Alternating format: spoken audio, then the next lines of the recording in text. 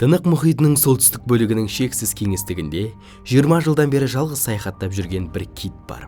Ол 52 Герц деген атпен танымал. Бұл кит өзі секілді өзге үйірлестеріне ұқсамайды. Себебі таңғажайып теңіз алыбының қайталанбас ерекше әні бар. Киттер 15-25 Герц жиілікте сөйлесе, ол тым жоғары жиілікте ән салады. Сондықтан да оны ешкім естіп, түсіне алмайды. Дара дауысы су қабатында қалықтап, әлемге айтылған құпия әңгімедей таралады. Бұл кит басқалардан өзгеше, оның сұлулығы да осында жатыр. Оның әніне басқа киттер жауап бермесе де, ол өзінің жұмбақ жолын жалғастыруда, өзін түсінетін үйірлестерін іздеуде. Бұл кит ерекшелігін әлде қайда үлкен символға айналдыра білді. Жалғыздықта болса да, оны ешкім түсінбесе де, шабыт көзі бола алатынын дәлелдеді. Егер оған ешкім жауап бермесе, оның әні маңызды емес деген сөз бе? Жоқ. Оның дауысы айналаға үміт сыйлайды және бізді өзіміздің ерекше болмысымыз бен нәзіктігіміз туралы ойлануға ықпал етеді. Бір сәтке сол киттің ерекше әлеміне сүңгіп көрейік. Шеті де, шегі де көрінбейтін мұхит. Буырқанған су толқындары жағаға тасуда. Ал бұл кит алып мұхитты өз әуенімен тербеуде. Оның мелодиясы су астындағы ғаламның көрінбейтін әшекей іспеттес. Табиғат симфониясына өз аккордын қосып тұрғандай. Ол басқалардан өзгеше, бірақ бұл оны әлсіз немесе маңызсыз етпейді.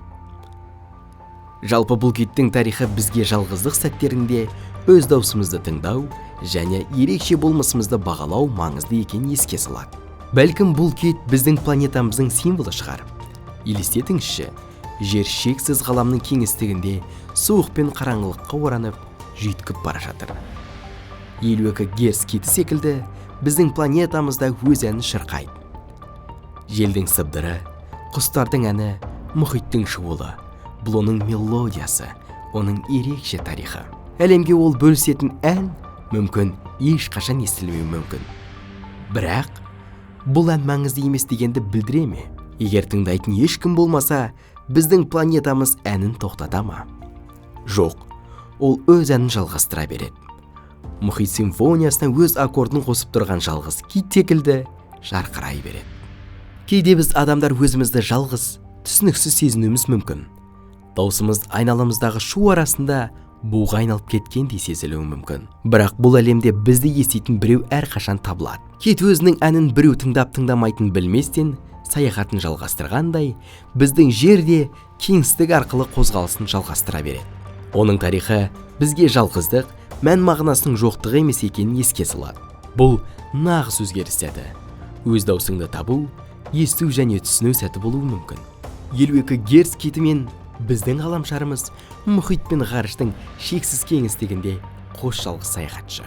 Екеуі де қандай жағдай болмасын, өз әндерін шырқап, әлемді өздерінің ерекше мелодиясымен толтыруда. Және бұл оларды әдемі қайталанбас етеді. Әрқайсымыз бізді ешкім естімейтіндей көрінсе де, өз әнімізді шырқай беруге күш табайық. Мүмкін біреу тыңдап шабыттанар.